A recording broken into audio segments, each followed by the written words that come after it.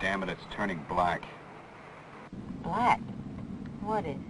My fingernail. I caught it in the trunk getting that damn wheelchair in. The whole arm's beginning to throb. You want a bullet to bite on?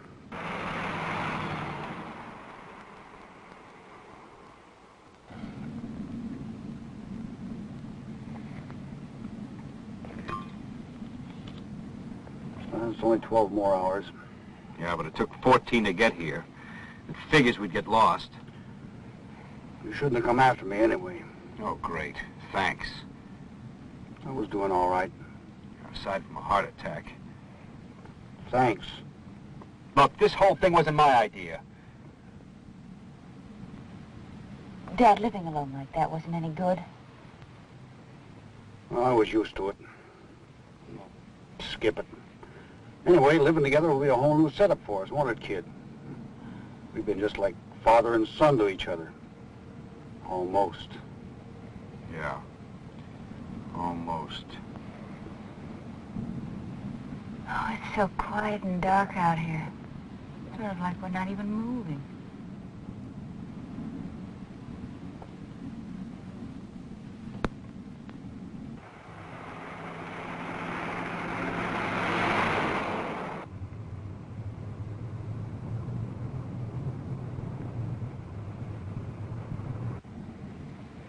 You got your buttons down?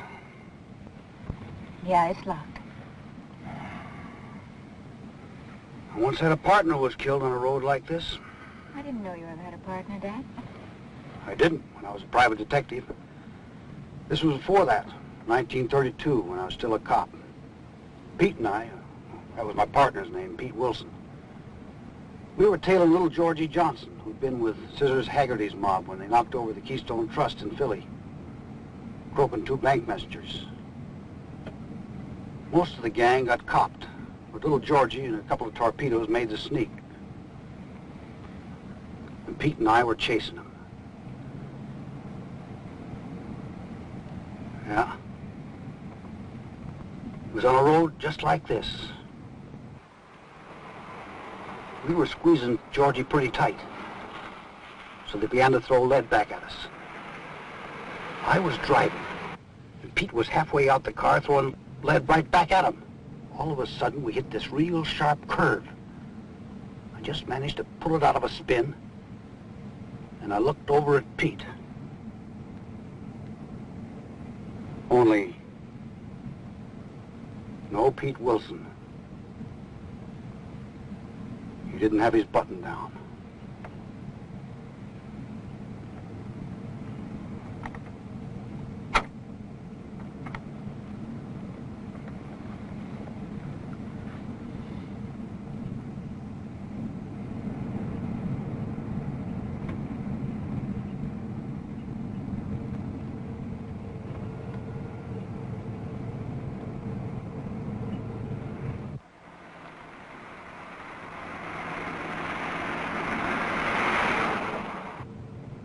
Happy.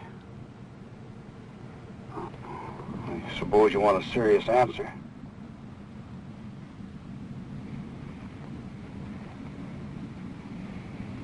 I don't know. Although I never saw the prettiest side of life when I was working. I was never unhappy. I guess it depends on the way you look at it. You all right, Dad? Sure.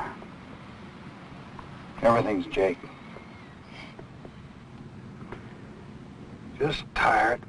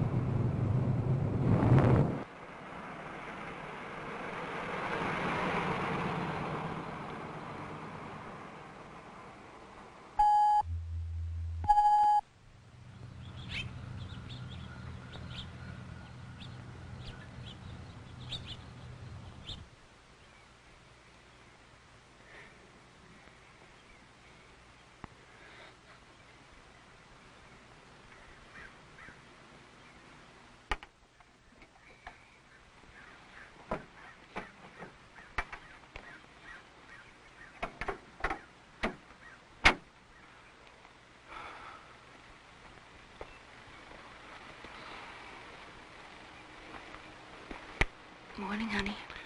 Morning. You tired? You want me to drive? No, everything is Jake. How you feeling?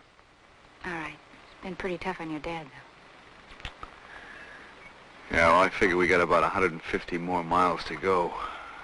We should get there before noon. He'll be all right. Let's go.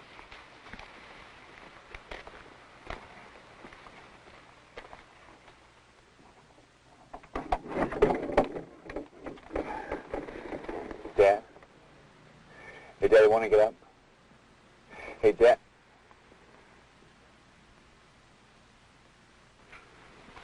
I don't know what to say, Paul. He's your father. Look, all I know is we can't ride 150 miles with him inside the car.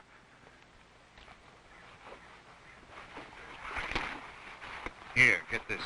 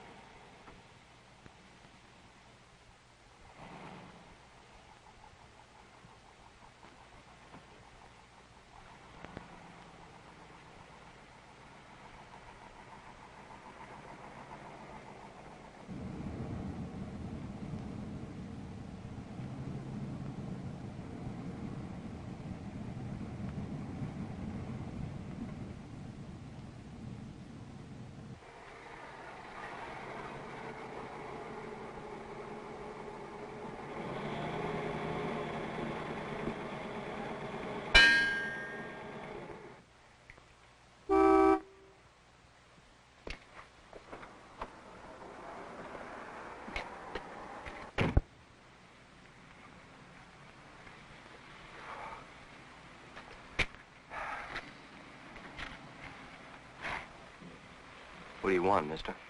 Fill her up. Gas? Look, do you have, We don't get many people stop for gas here, mister. Look, do you have a telephone? You're from out of town, aren't you? You're a stranger around here.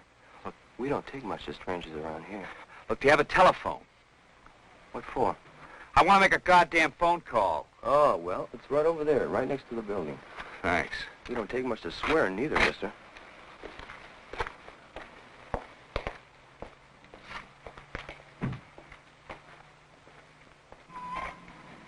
Here.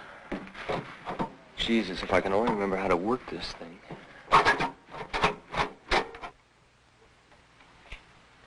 Hey, man, wow, like, I really need a ride to Bay City.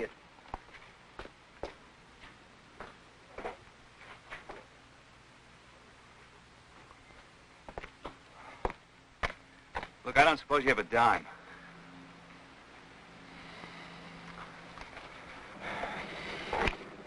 Hey, Raj, you got a dime?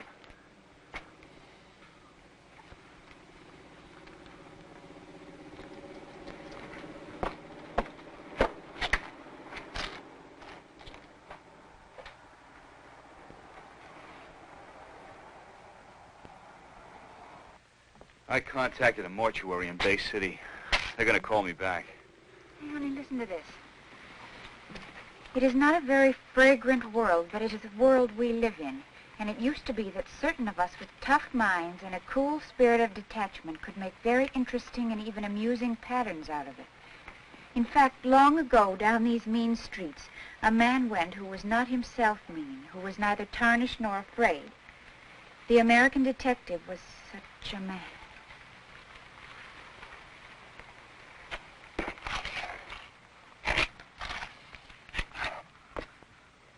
He was a complete man, and a common man, and yet an unusual man.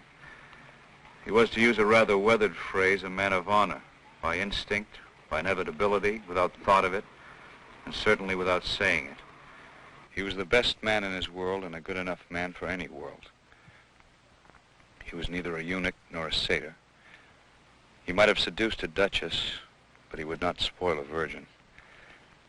If he was a man in honor in one thing, he was that in all things. He had a sense of character, or he would not have known his job. He took no man's money dishonestly, and no man's insolence without a due and dispassionate revenge. He was a lonely man. And his pride was that you would treat him as a proud man or be very sorry you ever saw him.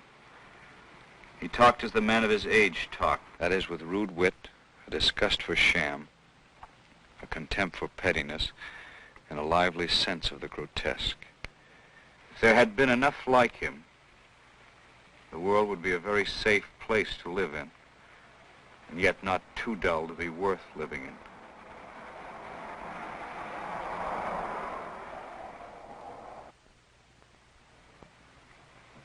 You okay? The car's ready, mister. That'll be $5.